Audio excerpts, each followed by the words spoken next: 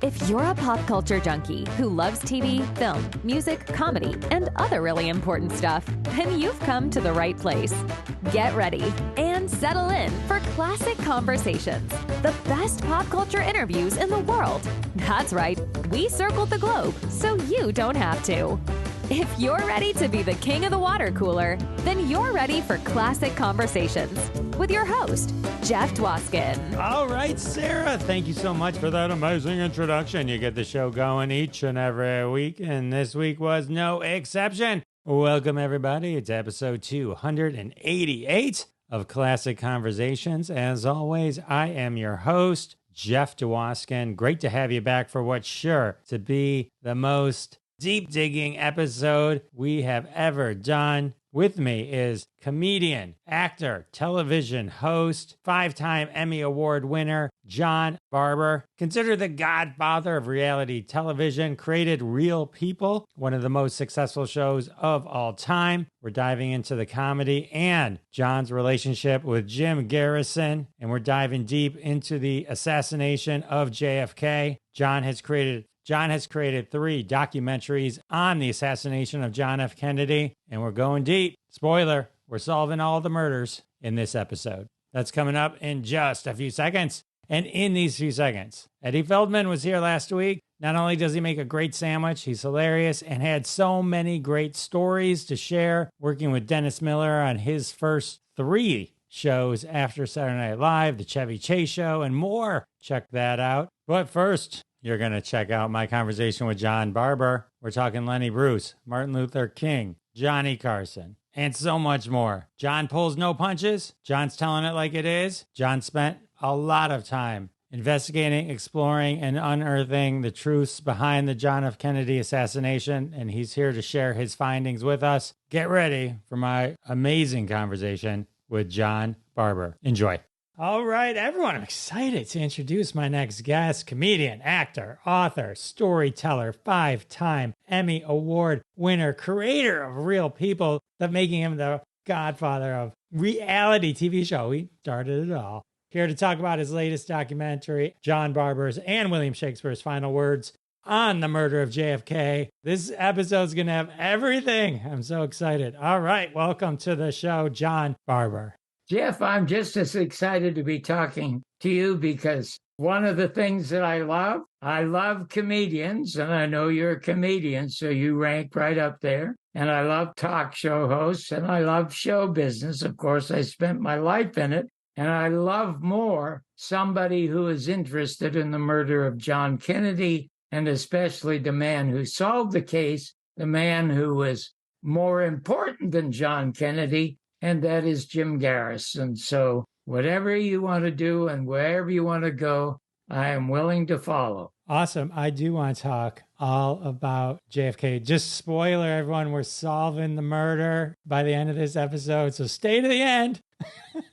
Well, the murder was solved by Jim Garrison when he arrested Clay Shaw in 1967, because there's no district attorney in the world who is going to go. Even the people who have arrested Donald Trump never have said there are going to be convictions. We get him into court. You never heard one of them say that about Trump. But Jim Garrison said, and it's on camera in 1967, we are going to get convictions when we get into court. We are going to name names. We have the names of shooters. We have the people who exchanged the money. Now, that was in 1967. However, the United States government, the murderers of President Kennedy, and the American media who assisted, in the case of CBS, assisted in the murder of John Kennedy, but the rest of the media, which covered up the murders of John Kennedy and also maligned Jim Garrison, they never allowed him for 2 years to get into court. And at the time, 1967, I was just a struggling comedian. I was born at the Salvation Army Hospital ward to 2 unwanting parents in Toronto in 1933. My father and mother fought so much. I mean, I came from a dysfunctional family, Jeff, before it was popular. And my mother and father fought so much. My father figured it'd be easy to take on the Germans. So he joined the Canadian Army, went overseas, and never came back. And my mother brought into the house about 18 uncles I'd never met. They came in like grapes. They came in bunches. They came to bed with her, to board with her, and mostly to beat her. And I was out on the streets when I was 6 years of age, spent all my time as a Canadian at a hockey rink or in a movie theater on Kingston Road, the Manor Theater, for 5 cents. I could get to see a double feature, all American movies. And my favorite was Mr. Smith Goes to Washington, Jimmy Stewart. I want to be in America where they have people like Jimmy Stewart and directors like that. And what I was from the ages of 12 to 16, I was an inveterate gambler. I want to show you something. I know we're going to be on the radio, but I'll show you anyway. See this book? Your Mother's Not a Virgin. That's your memoir. Yeah, and it's a bumpy life sometimes in a Canadian dropout who changed the face of American television. That's a picture of me in a $600 suit at 17 in front of Bugsy Siegel's old Flamingo Hotel. And I'll tell you the reason for the Stetson in a minute. But in any event, between the ages of 12 and 14, I was an incurable gambler. And everything I could beg, borrow, steal, and I stole a lot for which I was arrested. I was the first one in and I was the last one out. And one day I realized, Jeff, I don't want to do this. I'm not here to make money. I'm here to make friends. But I don't want to be friends with people like this. So one day when I get out of jail, I go across the street to the library and I get 2 books, John Scarney on cards, John Scarney on dice, and I memorize it. And in 6 weeks, I win $700 in 1950. And I decide I'm going to come to the United States.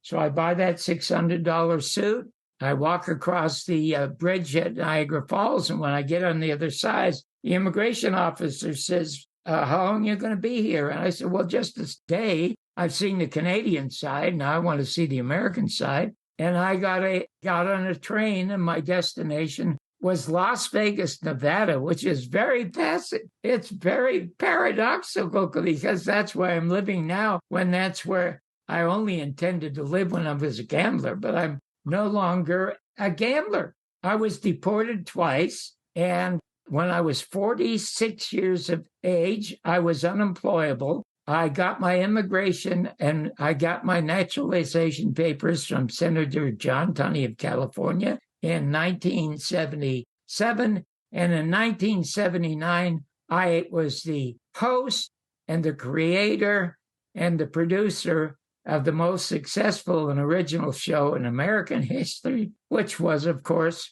Real People. It is an amazing Canadian rags to riches story, Jeff, and it's all unplanned. And one of the things that I like about you is that you said you're a comedian. You know, Mark Twain was America's greatest writer. He said one thing that rings a bell unbelievably, and it may ring one for you. He said the 2 greatest days in your life are the day you're born and the day you discover why. The day I discovered why was the day I saw Jack Parr. Now, you are undoubtedly too young to know who Jack Parr was, right? I know who Jack Parr was. I'm too young to have watched him while he was on. That is a major shame, but you combine Steve Allen, who was very good, to Johnny Carson, who was only good with entertainers, totally inept with anybody who was an intellectual. If he got William Buckley and Gore Vidal on the show, he just fell on his ass. He was anti-intellectual. He was just a drunk and a drug user, but a great stand-up comic, only good with entertainers. And Parr was better than all of them put together then and now. But I didn't know people had conversations. I just thought people threw beer bottles at one another or cussed one another. But he opened his show with the greatest monologues in television. And so I said, I want to be the next Jack Parr so I can have a talk show. But I had to learn to be a comic. And so I taught myself to be a comic. And how I did that, first off, I got 12.5 of all the great albums. Bob Newhart, Shelley Berman, Mort Saul, Shecky Green, and even Henny Youngman. Take My Wife, please. I mean, all of them, okay? but they all had a very distinct personality. I had no personality. So then I went to the library and got all the books. But the jokes that were any good, everybody knew. So I said, well, gee, I can do better than that. I had not written a joke in my life. I didn't even know I could write a joke. I was out of school when I was 15 years of age. And so it was at the time of you weren't even born then. I mean, Black Power stuff in the 60s and minority movements in the 60s, the fake war that was looming in Vietnam in the 60s, for God's sake. And my very first line when I decided to become a comic, I can remember, it was, my name's John Barbour, and I'm appearing here in the United States through the courtesy of the NAACP, the National Association of the Advancement of Canadian People. And then I went on to describe the differences between Canada and America. And in a few weeks, I was opening with Jim Neighbors at a little club in Santa Monica, and which launched Jim Neighbors as a star. He would talk like this Okie, Right. Okay. And then he'd say, I'd like to sing you this little ditty now that I learned up in the Ozarks while we were making some moonshine. And everybody would cheer because they know what would happen. And then he'd open his mouth, and as good as Pavarotti came Nassim Dorma. I mean, what a voice. I mean, he could have been an opera singer. And he became my best friend while I was there. So that settled some of how I became a comic. Where is it you want to go from there? Because for 4.5 years, I was Frank Sinatra's private writer. I was the first one in America to review movies on the news. And Jim Garrison chose me over Oliver Stone to be the Boswell, to tell the stories and make the definitive documentaries and tell the real story about his solved and sabotaged investigation into the murder of John Kennedy. And of course, the third and final one is called John Barbour's and William Shakespeare's Last Word on the Murder of JFK. And I will explain that title when we get to it. So where would you like to go first? All right, let's stick with the comedy for a minute. You worked with lots of folks, right? Carlin, Dangerfield, Tim Conway. Any specific things pop out? I do want to hear about Frank Sinatra as well. I found a letter online that he wrote you where you said, I liked most of the material and the tenor of your delivery. You ain't a Henry Youngman, but you're all mine. Oh my God, how smart of you. Yeah. Yes, good for you. Yeah. Well, I guess one of the most interesting stories I could tell you would be the story of one of my very, very, very favorite comics. I think America's greatest comic genius is Bill Hicks. Bill Hicks was the only one with the talent and the courage and the guts and the brains to be able to write jokes about the assassination of John Kennedy. Nobody was able to do that. And some of those jokes are included in my second documentary, which is The American Media and the Second Assassination of President John F. Kennedy, which is only $2 on Amazon. But I think I could tell you two interesting stories. One about Bob Hope, whom I absolutely trashed when I was the critic at NBC, when he was the biggest thing at NBC. And the other would be about Lenny Bruce, who would probably be my second most favorite comedian. Now, you must have heard of Dick Gregory. Yes, of course. Okay. Dick Gregory was the Bob Hope of his day. This is long before he got into food or health foods or civil rights or anything like that. My wife was a band singer for the first great jazz pianist in America named Earl Father Hines, who worked with Louis Armstrong. And her two closest friends became Red Fox and Dick Gregory. So when I started as a comic and met her, she introduced me to Red Fox. And when I got my first variety show, I was the first one to put Red Fox on the air and in an entertainment show. And nobody would put him on the air because they thought he was filthy. But I knew that he could be funny. And his real name was John Sanford. And that's why the show became Sanford and Son. He called himself Fred because his brother Fred died. And that was a tribute to him. And you will not know this, but Sanford and Son is really an English show called Steptoe and Son. And that's where Norman Lear got the idea to do it. And he got the idea of hiring Red Fox from seeing him on my show. You can go to my site and you see, because Red Fox's best friend was Malcolm X. They committed crimes together. They went to prison together. They slept on rooftops together. You go to my site, johnbarbersworld.com.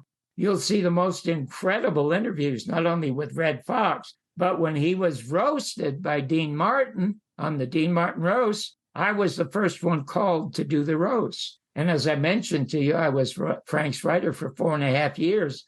So when he got the Tonight Show and hosted it, I was the first one he called to do a stand-up. So you can call it and watch that. Sorry to interrupt. I have to take a quick break. I do want to thank everyone for their support of the sponsors. When you support the sponsors, you're supporting us here at Classic Conversations, and that's how we keep the lights on.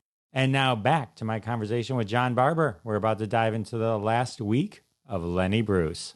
Oh yeah, Lenny Bruce. I wanted to tell you about the last week of Lenny Bruce.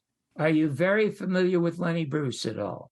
I am, and more so now that I've watched Mrs. Maisel. But yeah, I was always familiar with Lenny Bruce. Okay, and you saw the god-awful movie Lenny with Dustin Hoffman? I think I skipped that one. Well, you're lucky you skipped it because it was just god-awful. Dustin Hoffman, who was a great actor, was totally miscast, and Bob Fosse, who was a great director, just screwed it up. Because all you saw was Lenny Bruce being arrested for saying the F word, for attacking the Catholic Church, for attacking the government. That is not how he became famous. Did you ever hear his routine on why the Lone Ranger never stops to hear a thank you? Did you ever hear his routine about how to make a black person comfortable at a party? No. No. Well, you missed the golden age of comedy. Well, that is what made Lenny Bruce a star. Did you ever see the movie All That Jazz? I think a long time ago, yeah. Well, All That Jazz is one of the greatest musicals ever made by Bob Fosse, one of the greatest choreographers ever.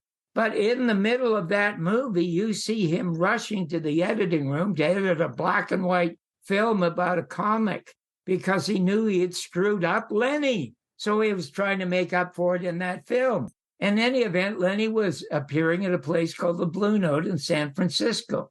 My wife, of course, knew the owner because she's from San Francisco. She's a famous singer and dancer in San Francisco, and I'm just a rising comic. My second job was at San Francisco's Hungry Eye. Oh, my God. It was the second most famous nightclub in America.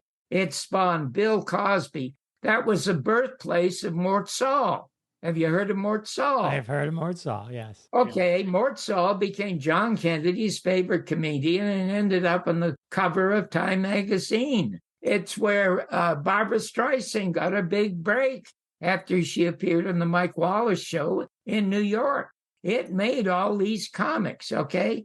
But Lenny was too dirty to work there, and he's working at the Blue Note.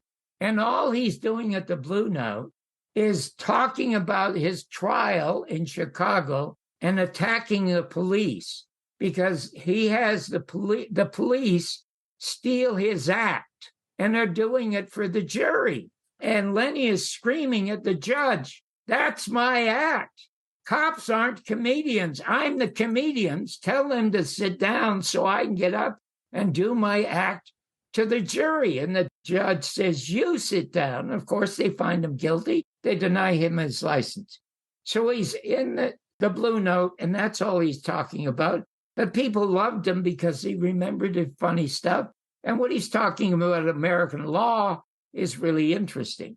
When it is over, he sees Sarita, my wife, and says, "Can I borrow your husband for a while?" He's never met me. His mother's name was Sally. Sally loved me.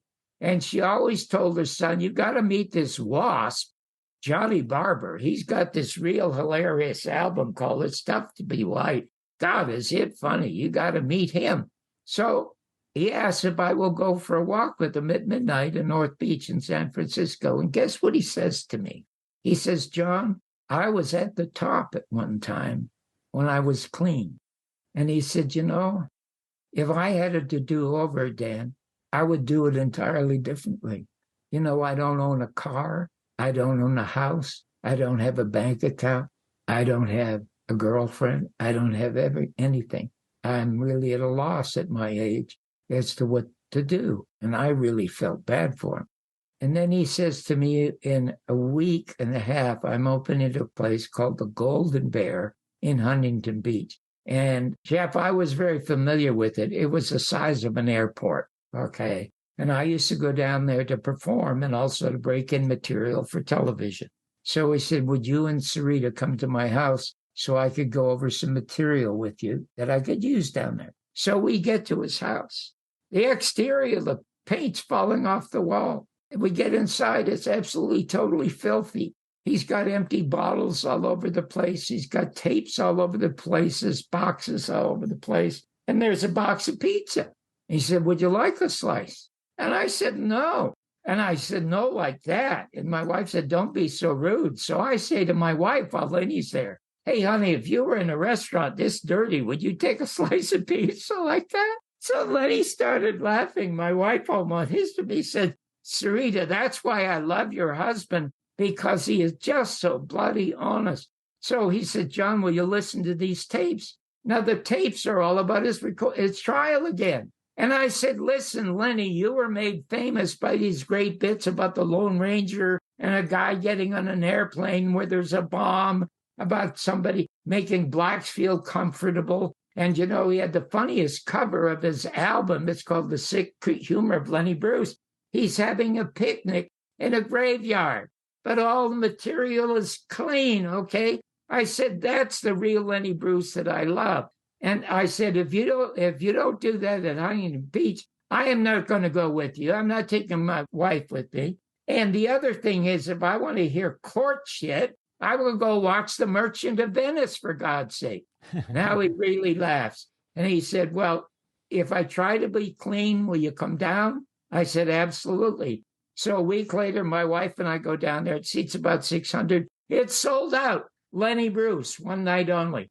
He has planned a 45-minute set. It turns into an hour and a half from standing ovation, standing ovation, standing. Not one swear word. Nothing but clean, brilliant material. So afterwards, we go in backstage to see him. You can't get to him. There's such a crowd of well-wishers. He waves at me and he says, thank you both so much. I'll see you later. We see him a week later on the cover of the LA Times with a needle in his arm, stark naked and dead. That was cocaine served to him by the cops in Los Angeles. That was poison enough to kill him. And they made sure he was naked and they stuck the needle in his arm as a warning to anybody who would question the government of the United States and especially the Catholic Church. So that is the only opinion I have about that. But that was the last heartbreaking week that I spent with Lenny Bruce. But in my book, I knew them all. And if you want to hear a great, great story about Bob Hope, who was my idol even as a kid before Parr, I'd be happy to tell you that story. I think you need to tell me that story. Let's hear it. Okay, so I'm the critic at NBC. 5 years. It's called Critic at Large. I win Emmys 3 years in a row as a critic at large. And Bob Hope comes on with one of his hour special. At the time, he was 72 years of age. And the show was god-awful. You could see him reading off of cue cards. He couldn't remember half of the lines that he was reading. The camera seemed to wander all over. The skits were it was awful. So at the time, the Vietnam War was going on. He was stupidly supporting that. I mean, it was embarrassing. And I said in my review, ladies and gentlemen, in this country, if you work at General Motors or you work at Boeing, or you work at McDonald's and you get to be 65, you have to retire. You want to know something? The same thing should hold true for comics like Bob Hope. He is becoming the J. Edgar Hoover of humor. He is just no longer funny, and he should call it quits and just go to the golf course. Well, of course, everybody at NBC avoids me. I mean, like the plague. I mean, I no longer had any friends. And I get a call from Bob Howard, the general manager. Now, 3 times I am fired from NBC for some of the really strong critiques I did of something. And Bob Howard calls me and said, can you take a call from Bob Hope's lawyer? He said, everything is going crazy around here, and there are all kinds of lawsuits threatening, and they want me to get rid of you. And of course, I can't, because if I get rid of you, my wife's going to get rid of me. She just adores you, but will you take a call from Bob Hope's lawyer? And I said, certainly, sir, I'll do whatever you want to do, because he saved my job for 5 years. So the phone rings, and I pick it up, and it says, this is Bob Hope. And I said, holy God. And he said, you're goddamn right. Holy God, you're goddamn right. Then he said, hey, kid, what did I ever do to you? And he's yelling at me. And I yelled back. And I said, didn't you hear? You bored me. Well, there's this whole long silence. And then I said, I guess, Mr. Hope, you're also a little hard of hearing as well as seeing, because you couldn't see the goddamn cue cards that you were reading from. But if you heard the review, you heard me say, you were my idol when I was a kid. I remember the old Bob Hope broadcasting from four-doored radio shows sponsored by Pepsodent, and the Bing Crosby movies that looked ad-lib on the road. Nothing as entertaining as that. Nobody comes close to what you and Bing did. And the best movie that my friend Lucille Ball did was a movie that you did with her. You missed all of the great stuff I said. So I was ashamed of you being an amateur. And he got real soft. And he said, well, NBC doesn't want me anymore, like a baby. And I said, how can you say that? You're the biggest comic star in the last 40 years in this country. He said, John, I no longer fit the demographics. I am too old for their audience. They do not want me back for not this show or any other show. I said, but you were on. He said, I got on in spite of NBC. And he said, you know how? And I said, how? He said, I was playing golf, as I do almost every day, with the president of Texaco. And he says to me, Bob, when's your next show? And I said, I don't have a next show. And he said, why? I said, they don't want me. What do you mean they don't want you? I don't fit their demographics. I'm too old. They only want younger people like you, Jeff, I guess the guy I'm talking to. So the president of Texaco says, well, we'll get you the hour. You're going to be the spokesperson for Texaco. So I said to Bob Hope, I said, well, it's a cinch you're never going to be the spokesperson for Humble Oil. Well, he howled. And he said, and John, and that's how it happened. He said, they had to put me on because Texaco paid for the hour. NBC got to keep 15 minutes, and we got to keep 15 minutes, and it's called bartering. We bartered the hour. Okay, that's what my next show will also be.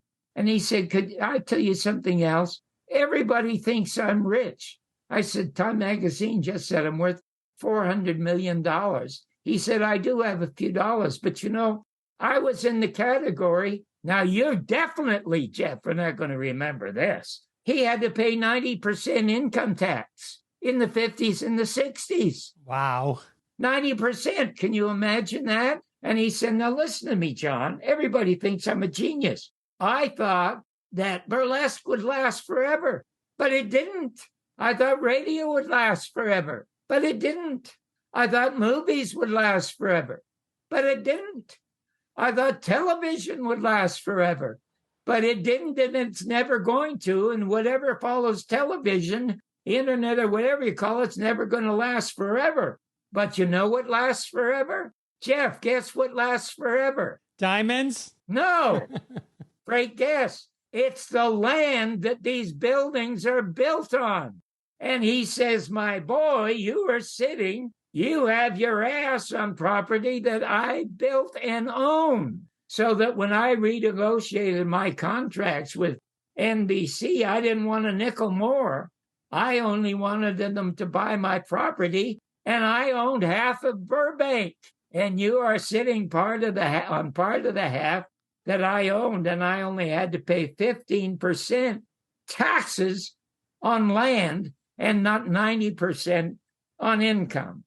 So as a host that I was, and the storyteller that I was, and the best in television as proven by the success of Real People, guess what I say to him? Take a guess.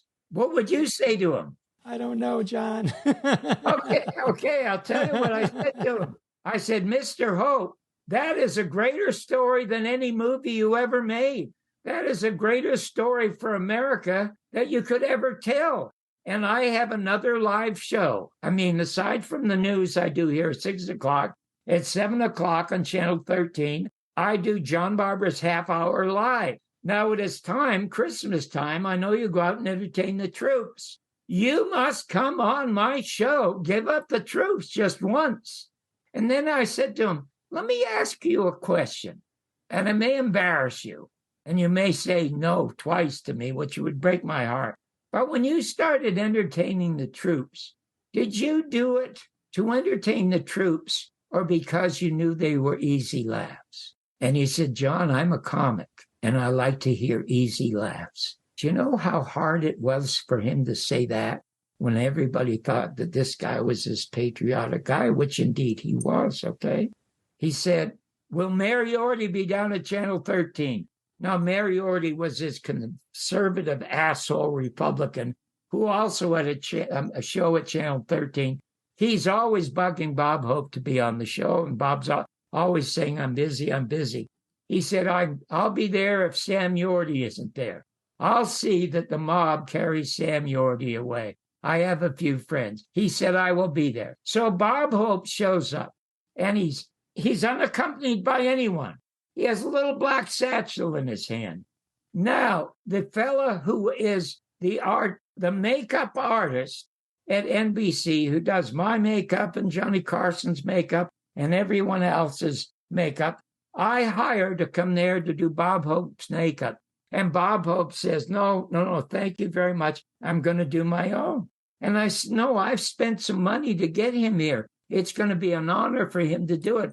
He said, John, when I was in vaudeville, I did 5 shows a day, but not in the same place. And I would get on a streetcar, or I'd get on a bus, or I'd get in a taxi, and I'd go to my next gig where I made very, very little money doing tap dancing, which is what I wanted to be before I accidentally became a comic. And he said, I've been doing my own makeup for 60 years. I fell in love with that man at that time. He came on my show. We are live. You go to my site, Jeff, johnbarbersworld.com. At Christmas time, instead of watching Santa Claus somewhere, you watch Bob Hope. And guess what? Not only did he remember his very first joke, so I'm going to ask you, can you remember as a comic your very first joke? Yeah, I remember the very first joke I wrote, yeah.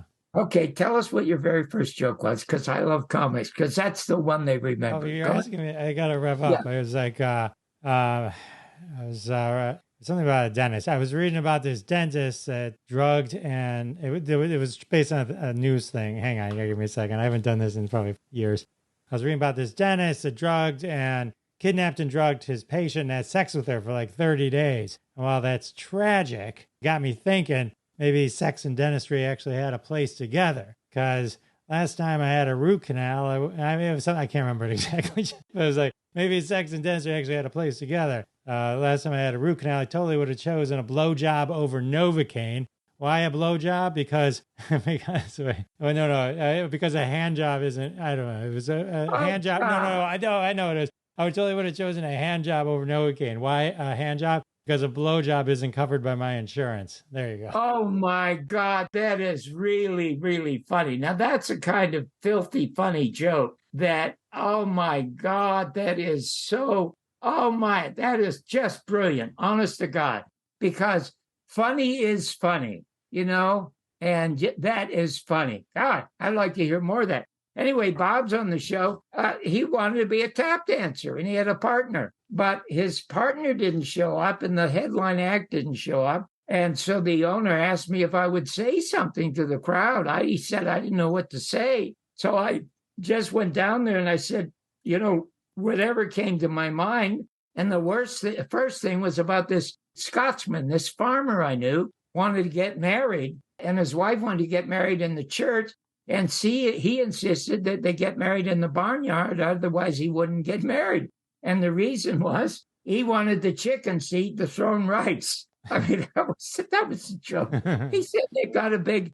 So he said, I liked hearing the laughter, and that's how I became a comic. And then halfway through the show, unplanned, of course, you know who phones. We have open phones, but we didn't plan anything. Guess who calls? Bing Crosby? Yeah, Bing calls, and they go on and on about the days that they met. And the great thing about it is that Bob Hope could remember the first sponsor because he was so into money, whereas Bing Crosby could remember the first girl singer because he was so into girls.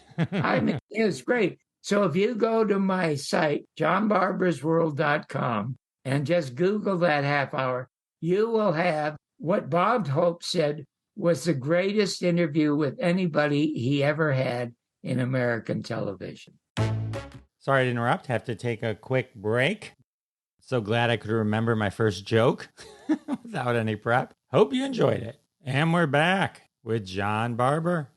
And by the way, I loved your joke, honest to God, even though it was funny. And I can't do filth because I'm too old to do it, okay? I do have some filthy funny jokes because somebody once asked me, how could I stay so young at 90? And I said, well, I've discovered the fountain of youth. And they say, what's the fountain of youth?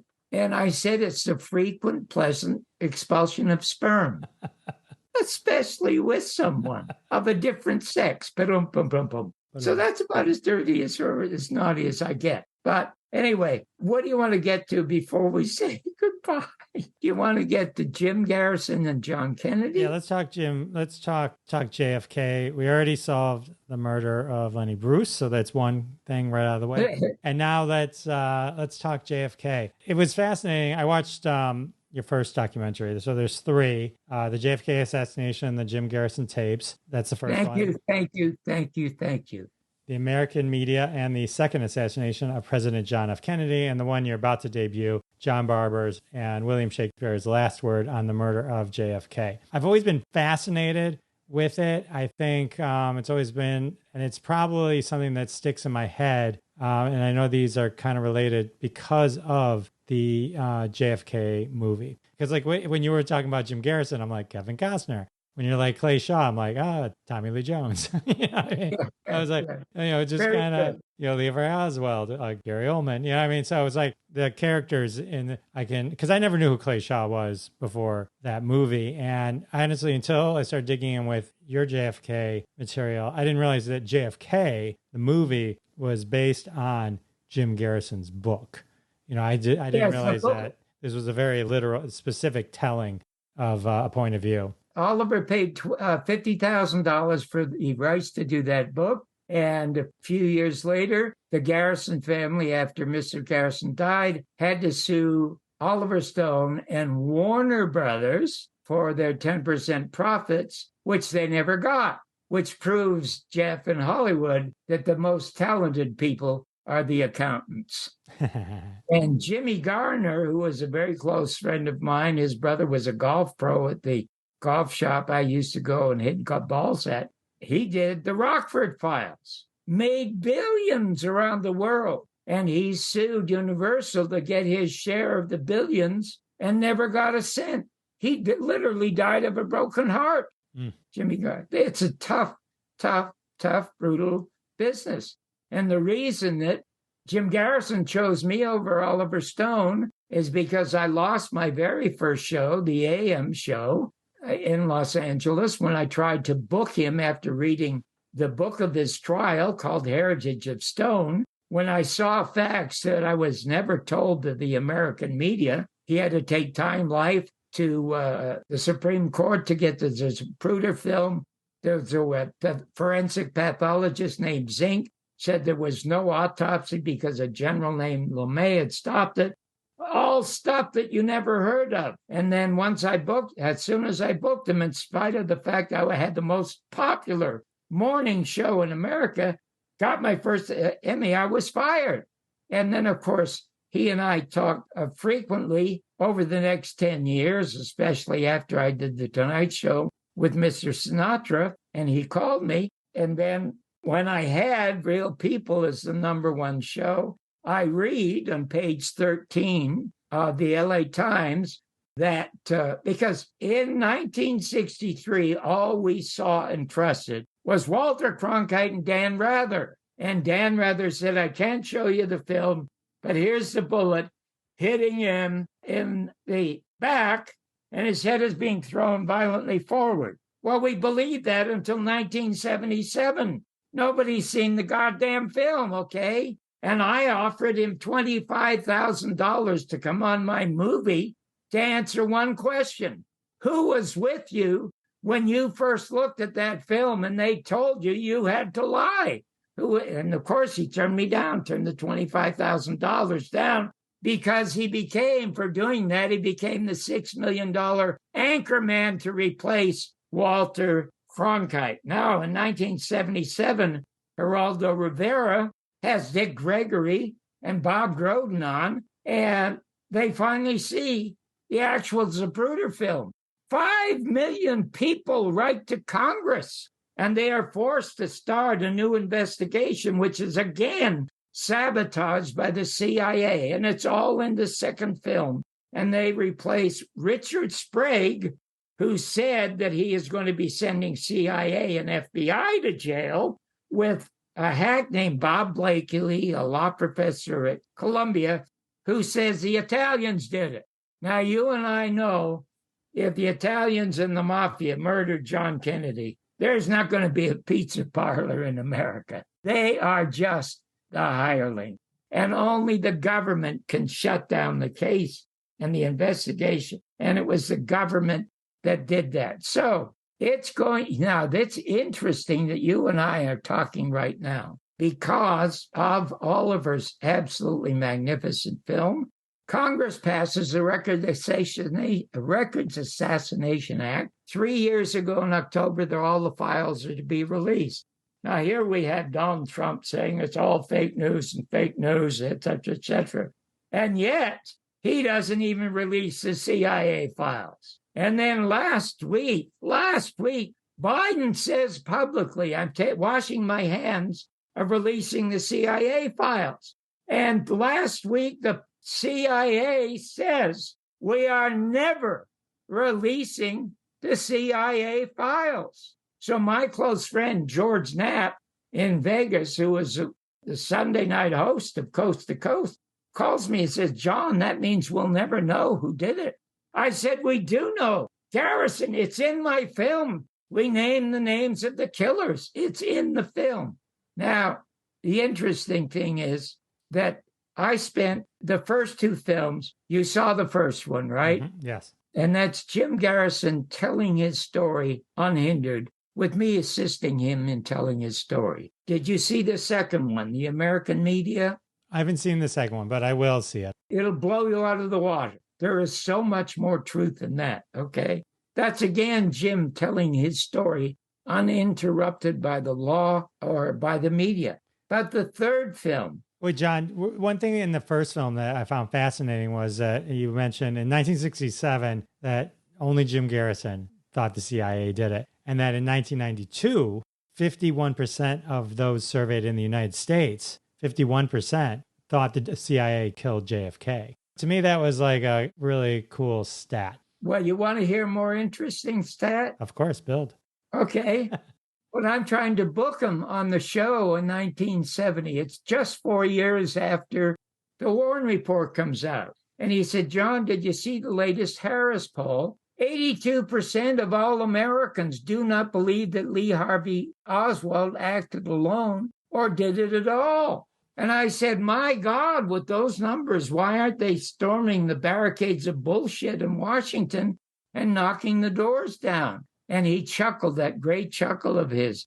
And he said, well, you didn't see the second question in the Harris poll. And I said, well, what was the second question? And he says, the second question, would you like to see a much deeper investigation into the assassination of John Kennedy, where we question and investigate both the CIA and the FBI?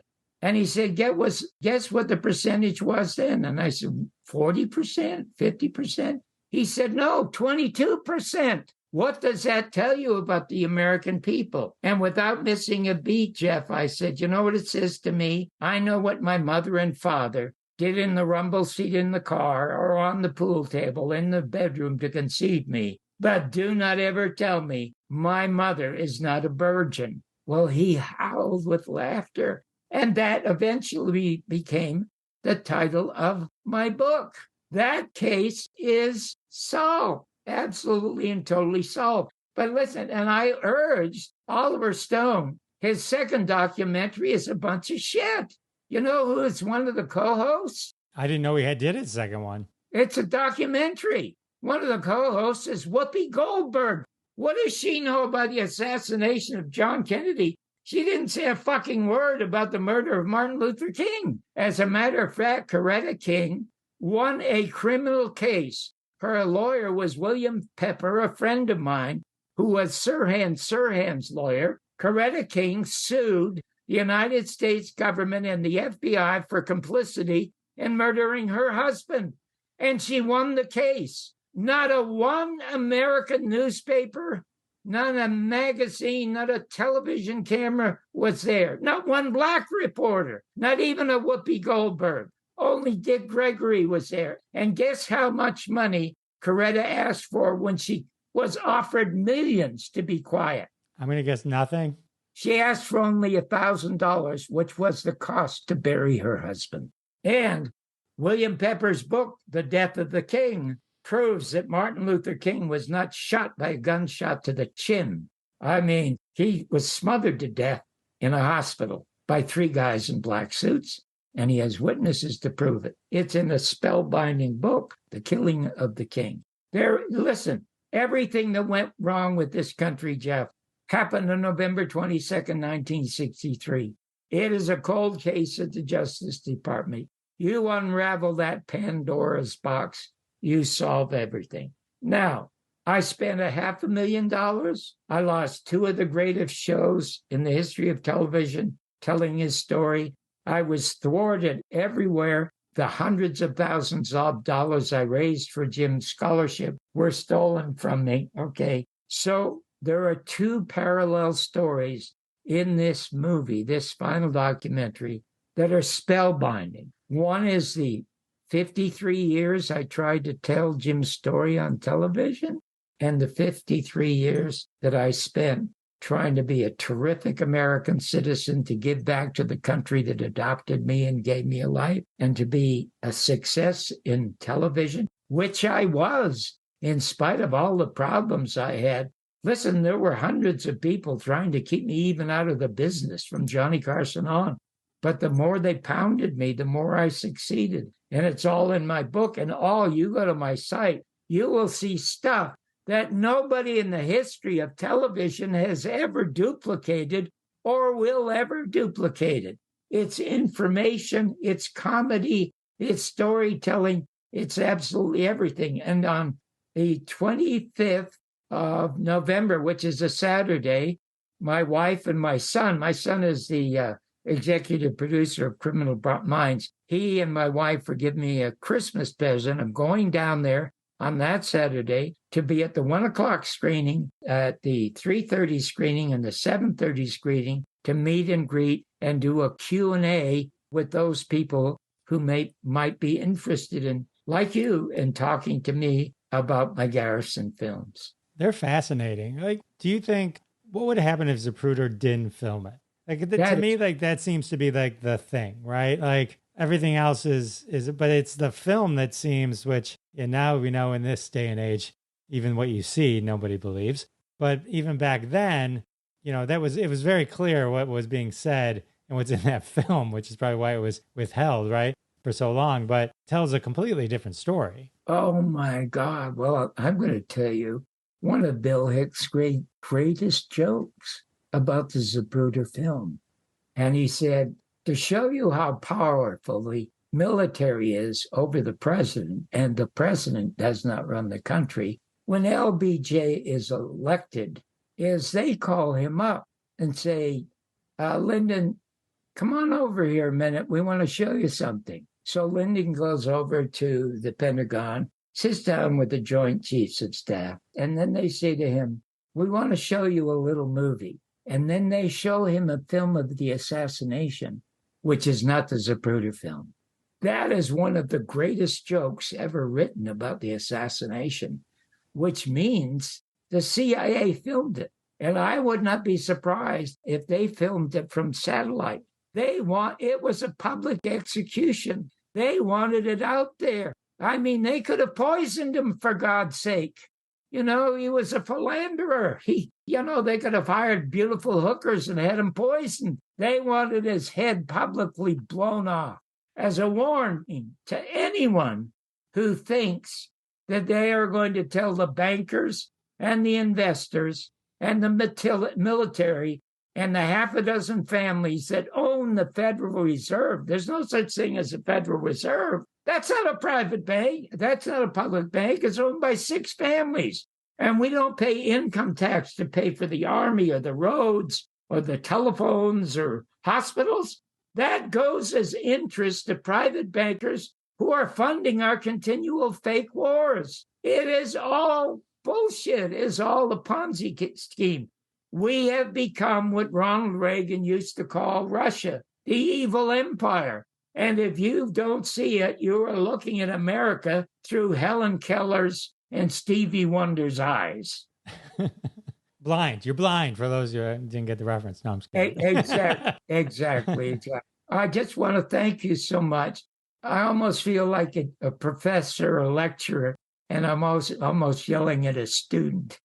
And you're my student, because I wasn't born then. But I'm telling you, my wife and I lived through the golden age of politics, which was when John Kennedy was president. We lived through the golden age of movies. 1939 was the greatest year for American movies. And in the 50s and 60s and early 70s, or especially the early 70s, we lived through the greatest age of television. Do you think television could do All in the Family again today and be as honest as... You don't even remember All in the Family. I loved All in the Family. Hang on. Okay, so there you go. Yeah, there you go. They could not do that today in American television. They couldn't even do Sanford and Son today in American television. Yeah, everything is a product of its times. And yes, at this time, those likely wouldn't fit in at the moment. I did have one last thing I just wanted to leave on, and I do love all these stories, is I watched your just under 4-minute clip of you talking about the Munich Olympics massacre. Oh, how interesting. God, you're so smart. Thank you. As a Jew, it brought me to tears. Because this is in 1972, and listening to it, and it's 51 years later, the words could have been switched for what's happening now. And it's unfortunately just as true today, all the insights that you had on that and the great commentary that you made. It was really interesting to watch and sad at the same time. I was happy that you said it and brought those words to life. Sad that 52 years later, nothing's really changed. The story of how that came about is in the book. And as a result of that, I got a call from Neil Simon. He was being honored giving the Heart of Israel Award at the Hilton Hotel, and he wanted me to come and be the MC. And that film that you mentioned became the official fundraising film for 2 years for the United Jewish Appeal, raised $35 million, and they planted a tree in Israel in my name. Oh. So hopefully it's still there, and hopefully it grew, They do a good job keeping those trees going in Israel.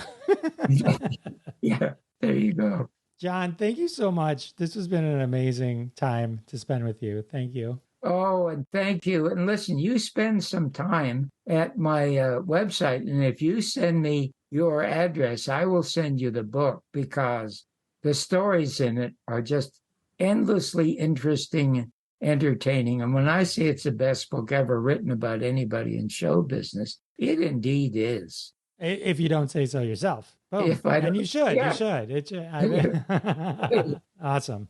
Well, thank you, John. All these stories, all these things that we broke live. Oh, well, you know what you should do? You should go to, okay, you're a comic. You can Google me, John Barbour on Merv Griffin Show, or you can Google me on Art Linkletter's Talent Scout Show. And it's in black and white. And it has part of my first act when I was starting. And it's really funny. And one of the lines was, my mother's Jewish and my father's Scotch, which proves you can mix anything with Scotch. And I had a real problem as a kid because I went to synagogue. I was the only kid with a plaid skull cap. And you have no idea how tough it is to play Hop and a Geel on the bagpipes. So, but anyway, you go to those two sites as a comic, you watch that. That's really funny stuff. It was funny then and it's funny now. You're a classic, John. Thank you so much. I love all this. Thank you so much. Thank you, Jeff. I really love being with you. Thank you. All right, that was John Barbour. A lot of information to take in. Definitely check out his documentaries. Dive in, do your own investigation, see if you come up with the same conclusions. So many great stories from his years as a comic. Definitely check out his memoir. All the links are in my show notes. Check them all out. All right, well, with the interview over, that can only mean one thing. I know another episode has come to an end. Thanks again to my special guest, John Barbour. And of course, thanks to all of you for coming back week after week. It means the world to me, and I'll see you next time. Thanks so much for listening to this episode of Classic Conversations. If you like what you heard, don't be shy and give us a follow on your favorite podcast app. Also, why not go ahead and tell all your friends about the show? You strike us as the kind of person that people listen to. Thanks in advance for spreading the word, and we'll catch you next time on Classic Conversations.